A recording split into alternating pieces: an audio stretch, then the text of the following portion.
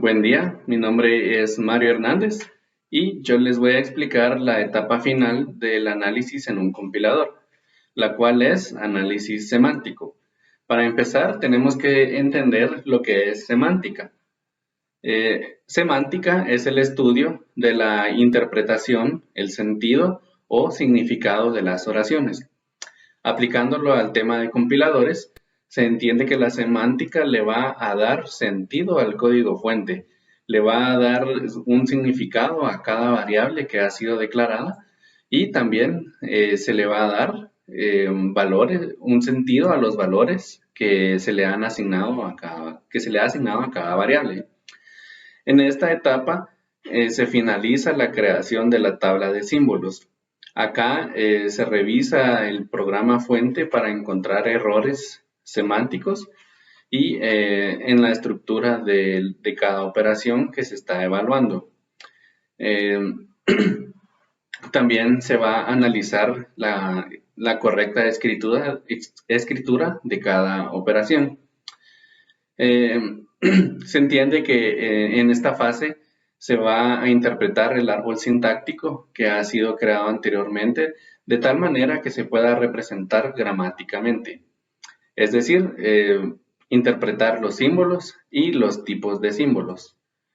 Tenemos entendido, por ejemplo, que las variables de tipo entero tienen que tener un valor tipo entero, es decir, que no puede tener ningún valor decimal.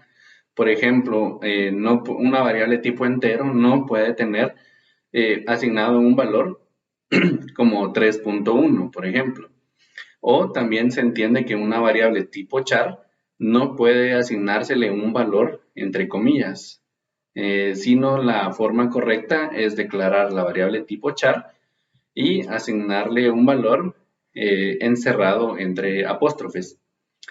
En esta imagen tenemos todas las fases del análisis, todas las etapas, perdón, del análisis en un compilador.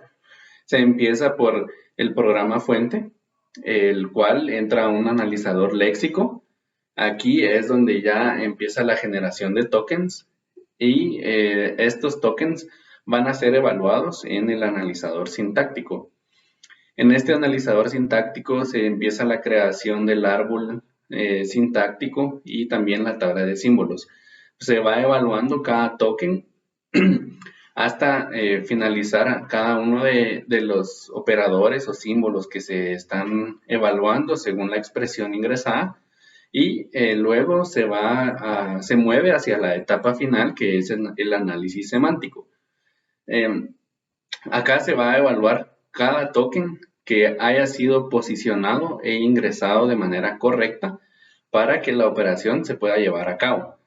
Y por último, luego de estas fases, ya se mueve hacia la etapa de la síntesis en un compilador, que es la generación de código intermedio, la optimización de código y la generación de código máquina. A continuación, tenemos unos ejemplos que los voy a aclarar para darle un mejor entendimiento a esta fase. Se puede ver entonces en estos ejemplos, el primero en el cuadro izquierdo, la primera línea dice que hay una variable declarada, la variable A de tipo entero. Y abajo en la siguiente línea, se le está asignando un valor 3.1. Entonces el analizador semántico nos va a retornar un error que se le está asignando un valor no ideal para el tipo de variable. En este caso debiera haberse declarado una variable tipo real o tipo flotante para que pueda ser aceptado este valor de 3.1. En la tercera línea tenemos una variable, la variable A. Esta va a ser tipo char, a la cual se le fue asignado el valor de hola declarado entre comillas. Esto también nos va a generar un error semántico porque no se debe declarar variables tipo char entre comillas, sino que debe ser entre apóstrofes.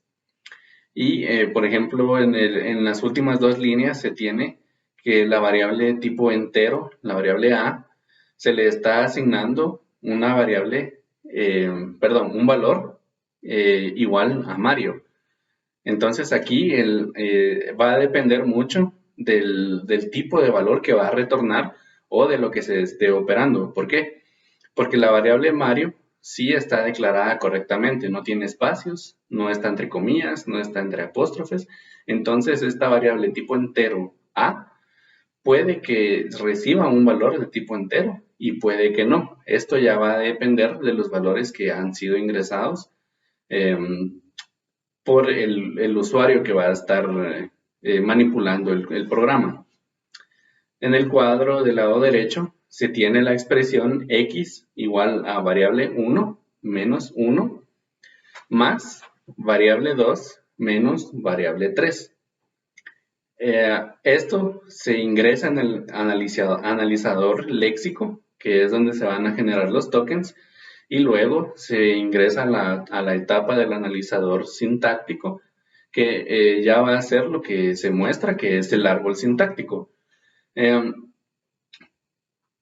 Entonces, el analizador semántico se va a encargar, tal y como lo indica en cada uno de las ramas, que las variables sean del tipo correcto. Por ejemplo, en la rama del signo menos, tiene que recibir un valor entero, porque está operando una variable de tipo entero y está operando un número 1, el cual no tiene ningún decimal y pues es un número entero. Del lado derecho del árbol se tiene una rama con un valor, con un símbolo de menos, el cual también espera un valor entero. Del resultado de la resta de la variable 2, también de tipo entero, y la variable 3, que también va a ser de tipo entero. Entonces, ya se tienen esas dos ramas identificadas con valores retornados tipo entero. Por lo tanto, en la siguiente rama, que es donde está el signo más, también espera un valor entero. Para luego, se le va a asignar a la variable 4, que va a ser el resultado de las operaciones ya ejecutadas y van a retornar un valor pues entero. Así es como se pasa por esta fase del analizador semántico y esta es su explicación. Espero les haya ayudado y que sea muy útil. Muchas gracias por su atención.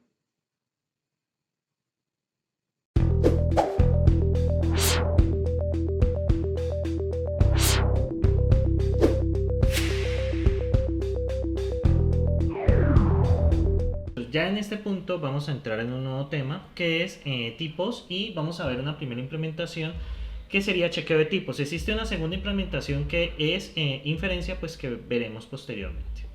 Bien, entonces lo primero que vamos a hacer nosotros es hablar un poco de los tipos y la programación, ¿cierto? Cosas pues que uno debe tener presentes. Entonces, para hablar de esto, uno de los conceptos fundamentales en los lenguajes de programación es los tipos, ¿cierto? Los tipos definen las estructuras de almacenamiento disponibles para representar la información. Por ejemplo, cuando usted tiene un entero de en un lenguaje de programación como Java o C++, pues el sistema va a almacenar en total 32 bits para almacenar este entero. En el caso del double va a almacenar 64 y pues si son floats va a almacenar 32. Entonces los tipos nos permiten a nosotros administrar adecuadamente la memoria. Ya hay unos lenguajes pues que manejan tipos dinámicos, tipos estáticos, eso lo iremos bien. Entonces, ¿qué pasa? Los tipos ayudan al compilador a interpretar cómo va a almacenarse la información o cómo se va a manejar esa información en memoria. Un error de tipo se produce cuando se aplica una operación a un dato con características diferentes a las esperadas. Ejemplo, intentar multiplicar un string con un número. Intentar concatenar dos enteros. Son ese tipo de cosas que uno ya puede empezar a controlar y que nosotros vamos a agregar esas características a nuestro interpretador. Bien, para esto vamos a tener dos clasificaciones. Lo primero, son lenguajes fuertemente tipados, ¿cierto? Que requieren definiciones de tipos y no permiten los errores. Pues estamos Pascal, C++, Java. Y tenemos lenguajes débilmente tipados, pues que tienen cierta flexibilidad, ¿cierto? Pero permiten errores de tipos. Por ejemplo, Racket a la larga, pues tiene cierta flexibilidad y digamos que esa flexibilidad hace que, digamos, si hay un error de tipo suave, por así decirlo, suave, pues se pueda ser manejado. Por ejemplo, si intentamos sumar, por ejemplo, dos strings en lugar de dar un error, aplicaríamos la operación de concatenación. Ese sería pues un ejemplo clásico, ¿cierto? Bien. El análisis de tipos es un paso del procesamiento del lenguaje de programación. O sea, se analiza sintaxis y luego vamos a analizar nosotros lo que son los tipos. Y el análisis de tipos, efectivamente, pues se hace para evitar que aparezcan errores de tipos en tiempos de ejecución. Eso es una de las cosas más importantes, evitar esos errores en tiempo de ejecución. Muy bien. Para analizar este tipo de cosas, entonces vamos a tener presente lo siguiente. Primero, vamos a analizar, ¿cierto?, los tipos desde este punto de vista. Un valor expresado V es de tipo B. Todo valor expresado del lenguaje va a tener un tipo. Como nosotros tenemos números, ¿cierto? Entonces, si llega un 5, lo vamos a poner como un entero. Si llega un 8, lo vamos a poner como un entero. Si llega un true, lo vamos a poner como un booleano. Si llega un procedimiento, lo vamos a poner como un valor procedimiento. Si llega una cadena de texto, pues será una cadena de texto y así. O sea, todos los valores que usted maneja en un lenguaje ya tipado, todos estos valores van a tener un tipo asociado. Entonces, el analizador asigna un tipo para cada expresión en el programa. Si A es una expresión E, ¿cierto? Si a una expresión E, se asigna un tipo T, entonces siempre que es interpretada su valor será del tipo T. Es decir, que si usted tiene un número, siempre se verá como un entero. Bueno, en el caso de nuestro lenguaje, o un punto flotante, bueno, si nosotros permitimos un punto flotante. Esta propiedad hace que un sistema de tipo sea adecuado, es decir, que tenga sonido. Es decir, cada vez que usted utiliza un valor expresado, ella le va a decir al mundo, vea, yo soy un booleano, yo soy un string, yo soy un protval, y así. Muy bien. El analizador debe inspeccionar también cada tipo de invocación de una operación de un programa. Por ejemplo, si usted intenta sumar, pues lo que usted espera es que los dos sean booleanos. Si usted intenta hacer una operación lógica, por ejemplo un OR, pues usted esperaría que los dos o más argumentos de entrada fueran booleanos, ¿cierto? Y si no se puede determinar, si no se puede encontrar el tipo apropiado, es decir, por ejemplo, que usted intenta sumar un string con un número, entonces él le va a dar un mensaje de error de tipo. Él le decía, yo no puedo hacerte esa operación porque los tipos que yo espero son dos números o dos o más números. Entonces, en el caso de que hayan errores de tipo, aquí viene lo que son entre lenguajes fuerte y débilmente tipados, puede rehusarse a ejecutar el programa. Esto aquí es cuando es fuertemente tipado, ¿cierto? Cuando es fuertemente tipado. Y en el caso, cuando sea débilmente tipado, pues yo puedo hacer medidas correctivas, ¿cierto? Por ejemplo, si intento sumar un número con un string, pues ya yo le digo, ok, quizás el programador quiso hacer una concatenación, entonces yo transformo el número a string y le devuelvo el valor concatenado. Digamos que eso depende, cada lenguaje de programación tiene su comportamiento con respecto a eso. Entonces, en el diseño del lenguaje, pues uno define qué tipos habrá, si un valor puede tener o más de un tipo y si los tipos pueden ser determinados en tiempo de ejecución. Y en algunos lenguajes, en cada ejecución los valores se incluyen una etiqueta para indicar el tipo. Esto se llama tipado dinámico. Y el mejor ejemplo que tenemos para esto es Python, ¿cierto? Eso no se escribe así, se escribe de esta manera, Python. Entonces voy a mostrarles un ejemplo de cómo funciona esto. Si ustedes ven acá, ¿cierto? Vamos a crear una nueva RPL con Python, ¿cierto? Bueno, pongámosle así. Y voy a mostrarles algo, ¿cierto? Entonces, por ejemplo, A es igual a 3, ¿cierto? Print A, miren acá, es igual a hola, ¿cierto? Bueno, aquí va a fallar. Entonces, hola, ¿cierto? Y print A, ¿cierto? Si nosotros ejecutamos esto, ustedes van a ver en la consola, pues 3 y hola, efectivamente. Pero también podemos mirar el tipo de cada uno, como los etiquetas, type of, ¿cierto? Entonces, Python nos incluye ese pequeño comando para eso, ¿cierto? Creo que es type únicamente. Ajá. Y van a observar ustedes, ¿cierto? Voy a hacer otro cambio acá. Por ejemplo, A es igual a 1, 2, 3. Y vamos a imprimir el tipo de A, ¿cierto? Entonces, si ustedes observan acá, ¿cierto? Inicialmente A es un entero, luego A es un string, luego A es una lista. O sea, tiene esa flexibilidad.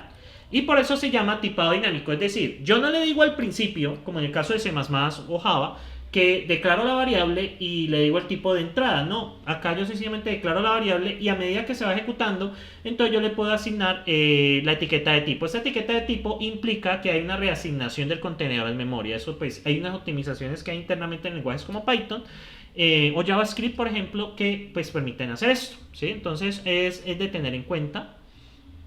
Entonces, Racket también es un lenguaje de tipado dinámico, porque es que usted cuando dice define, ¿cierto? Define, por ejemplo, define A8, ¿cierto? Pues yo en ningún momento le dije A que era un entero. Ahora, ustedes saben que con set, ¿cierto? Con set, pues usted puede cambiar el valor. Sin embargo, dado que esto se hace en tiempo de ejecución, no podemos realizar abstracción de datos. Los tipos se definen directamente ya en el core del lenguaje. Digamos que es una de las desventajas pues, que tiene este tipado dinámico, ¿cierto? Entonces, en estos lenguajes, por ejemplo, los valores pueden representar, por ejemplo, un entero o un carácter. Y en otros lenguajes, pues, dado que uno puede representar básicamente valores, estos son lenguajes de ejecución no tipado, ¿cierto?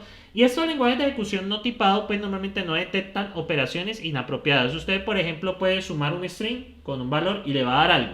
Ahora, ¿cuál es el comportamiento que tiene esa suma de dos valores que no son válidos? Pues básicamente lo que el hardware haga con la máquina. El mejor ejemplo de esto sería ensamblador, que ustedes manejan en los cursos pues, que tienen que ver con arquitectura de computadores. Ustedes manejan ensamblador, entonces ustedes pueden básicamente sumar la representación de bytes de un entero más la representación de bytes de un string, por ejemplo, y le va a hacer la operación y le va a valer un valor. Es lo que el hardware haga con eso, ¿cierto? Eso sería pues un ejemplo de ese comportamiento. Entonces, bueno, que como les mencioné, el resultado de esa operación será lo que el hardware haga, y esto es llamado diseño político. Muy bien.